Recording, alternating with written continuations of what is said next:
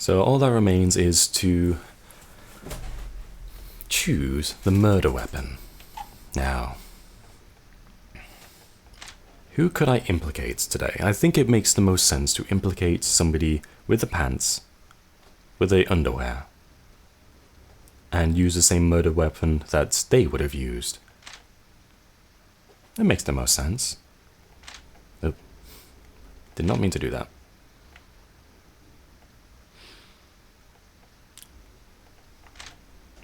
We've yet to go into this room. See what we have here. Assortment of family records and heirlooms are contained within this ornate glass. An assortment of family records and heirlooms are contained within this ornate glass cabinet.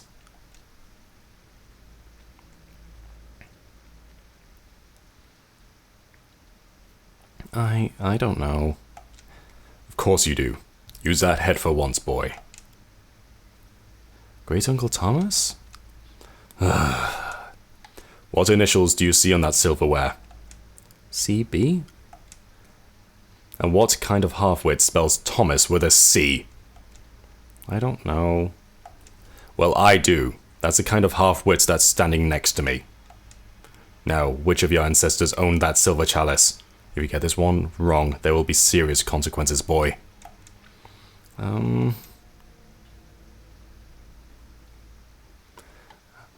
I'll say one thing for my father.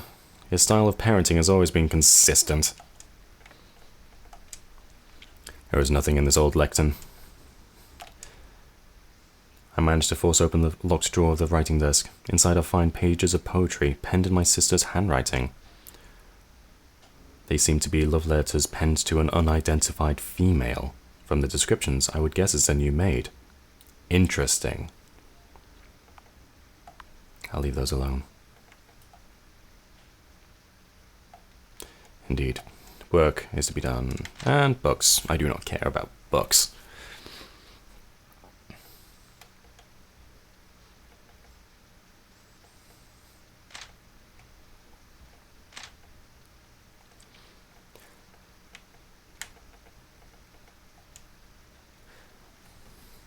Let's go with a classic. Take the kitchen knife from the maid.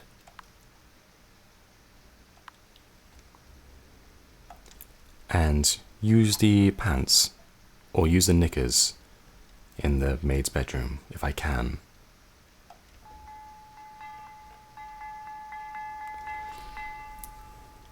Dinner is served.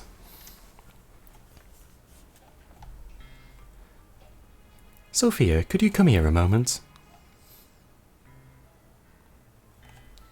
Yes, ma'am? Pour me some more wine.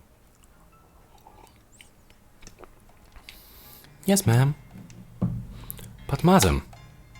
Oh, what is it, George? I must protest. It has always been my duty to pour the wine at dinner. Oh, well, I didn't mean to cause any trouble. Nonsense. What is the matter, George? Stop being overly pedantic. But I...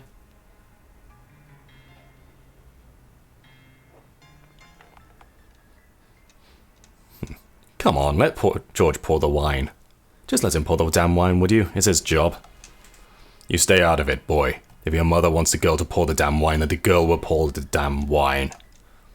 Of course, sir. My apologies. An interfering little rat, isn't he, Daddy? Yes, he is. Why can't you ever keep your mouth shut, boy?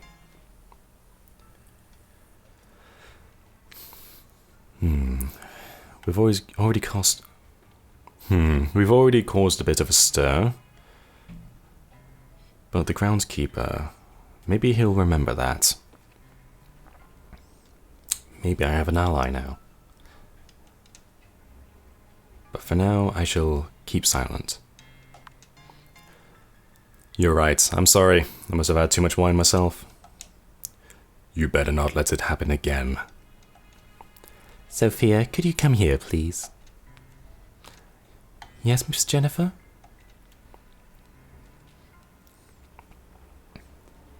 I just wanted to say that this was the loveliest meal I've ever tasted. I don't know how you do it, you cunning pixie. You are too kind, miss. Of course I will have tea and cakes for you in the drawing room as usual after dinner. Oh, you are too good to me, you sweet thing. So very, very good to me.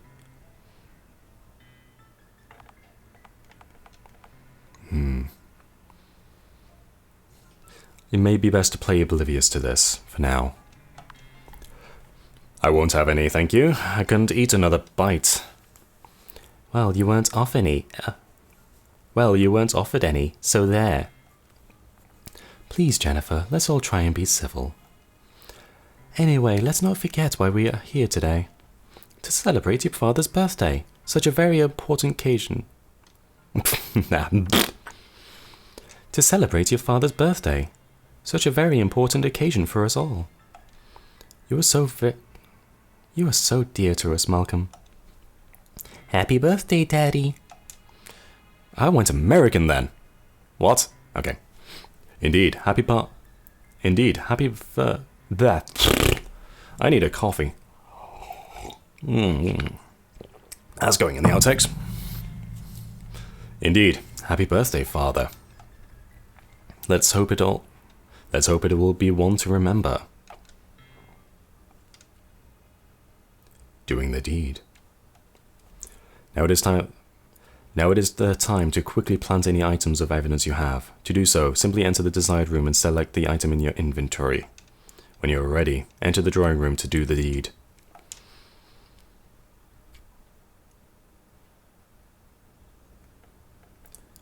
So,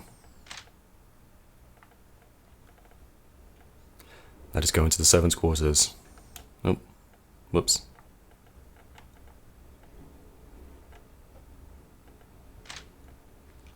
I believe the maid is on the left. Yes.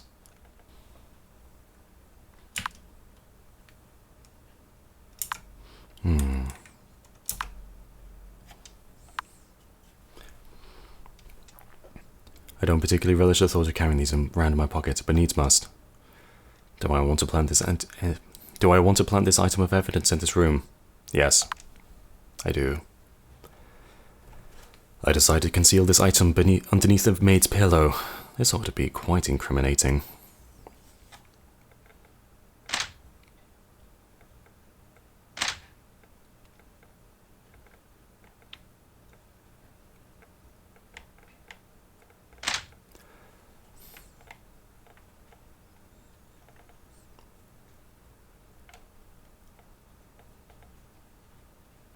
It is time to pay my sister a visit.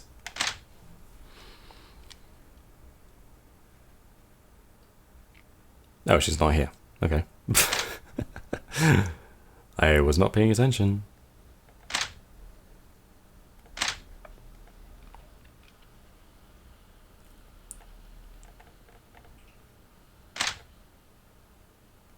I can't remember what it said.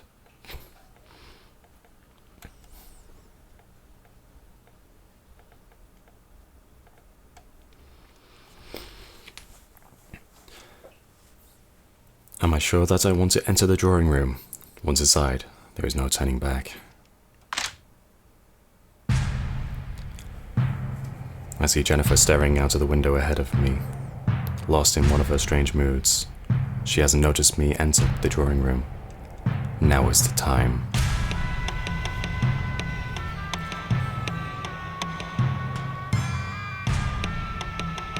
Choose the murder weapon. My sister lets out a shriek as I grab her from behind and shove the knife into her back. I silence the cries with one hand over her mouth. Twisting the blade, I then let her limp body fall onto the ground, along with a bloody knife. Surely someone will come to investigate the noise soon. I need to get out of this room.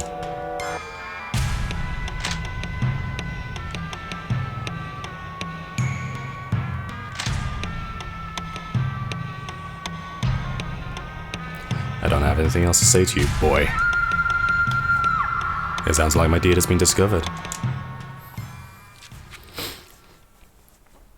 I've spoken with Father, given myself some sort of alibi.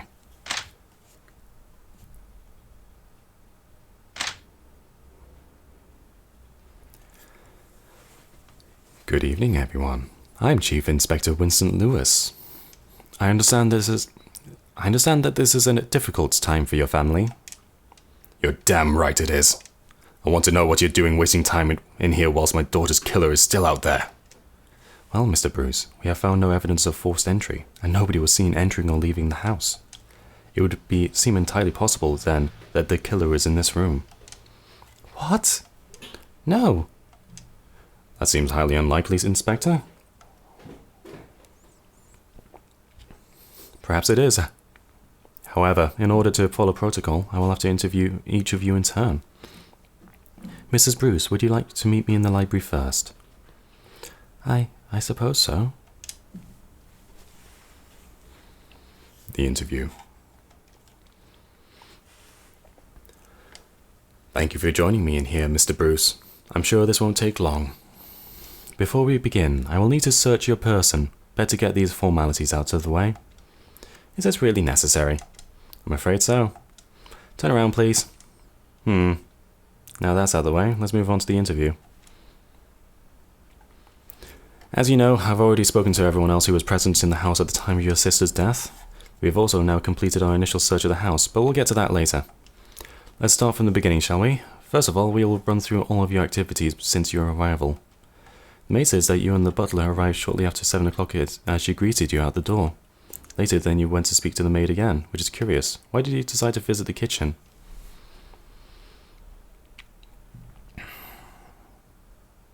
Now, what did I say?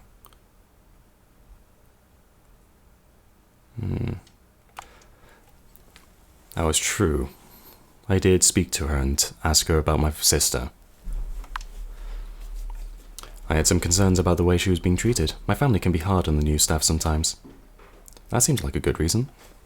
She said that you spoke about your sister and her deteriorating mental state. The maid seemed very concerned about my sister. The maid was very worried about my sister's well-being. Yes, I got that impression from my conversation with her. Later on, you had a conversation with your mother, Gloria, in the parlour. She told me that you're unusually cordial, something about wanting to apologise and make amends. I just wanted to avoid another argument. I wasn't being entirely honest with her, I just wanted to avoid an awkward evening. I see, that is understandable. She says that I spoke briefly about my sister. Apparently I seemed concerned about her well-being.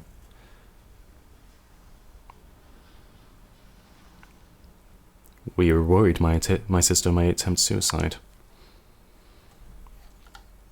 My mother and I were concerned that my sister may try to take her own life, as she had attempted once before. She had she? I'll take note of that. I went to see my father. Yeah. You went to see your father in the library. I understand your conversation became quite heated.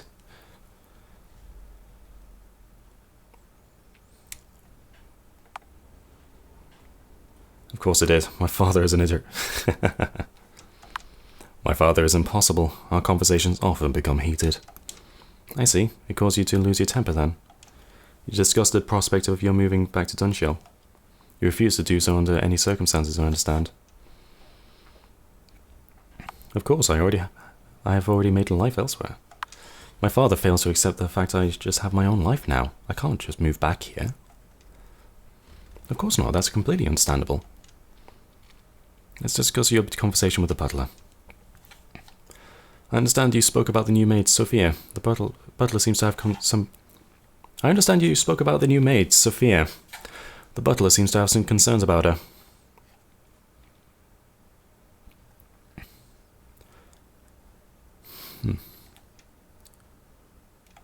He told me the new maid is very domineering and was looking to force him out of his job.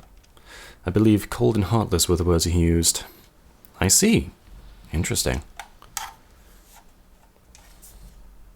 Did you speak to your sister before dinner?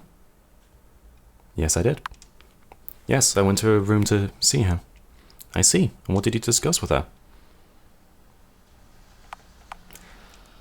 Nothing at all. It was just as brief as most conversations I have had with my sister. She called me a rat, and not wanting to be insulted further, I soon left the room. Did that make you angry? To be honest, I was used to it from her. Let's move on to the events that took place during dinner. I understand there was an argument involving the butler. You felt he was being treated unfairly. My family always treats the servants poorly. Someone had to stand up for the servants around here. My family treats them like dirt. Indeed, it was good of you to do so, Master Bruce. Mr. Bruce. Wrong Bruce. Now I need to ascertain your location at the time of your sister's death. Where were you when you heard the maid scream? I was on the ground floor.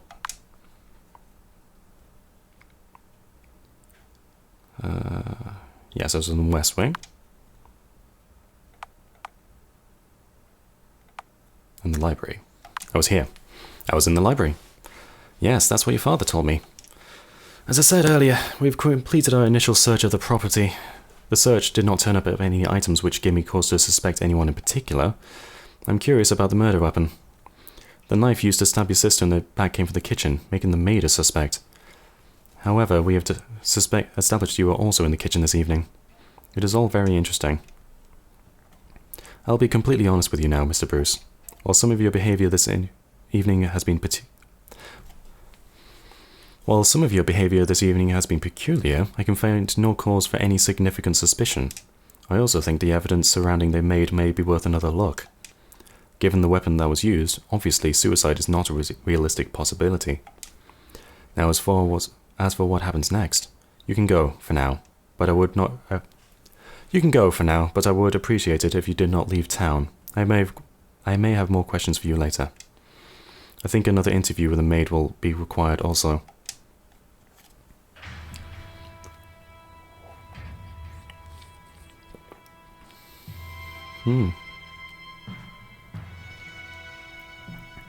Although the inspectors harbored suspicions about me, I was not brought in for further questioning. Sophia the maid was taken in for questioning and initially became the prime suspect, but it was determined that there was not sufficient evidence to lead to an arrest. I hadn't gotten away with murder, it seemed. However, I had not given them sufficient reason to suspect anyone else either, and my father harbored suspicions of his own. Some years later, I was surprised to see his obituary in a national newspaper, and horrified to learn that he had given his estate and possessions to a trust organization. I had committed this foul act for nothing, and now there was nothing at all to give me comfort in the long night when the demons of my past came to haunt me. I had committed this foul act for nothing, and now there was nothing at all to give me comfort in the long night when the demons of my past came to haunt me.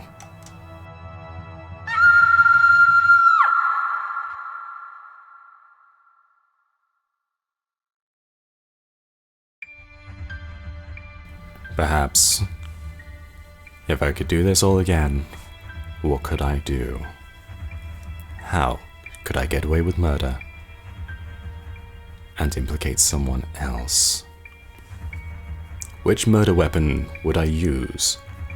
What evidence would I use, and where would I plant it? Who should I talk to? Questions for another time. Maybe in the future you could join me again as I tell another tale of how I murdered my sister and got away with it. Ta-ta for now.